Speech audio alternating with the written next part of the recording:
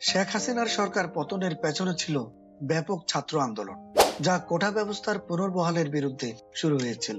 আন্দোলনের ফলে দেশে আইন শৃঙ্খলা পরিস্থিতির অবনতি ঘটে।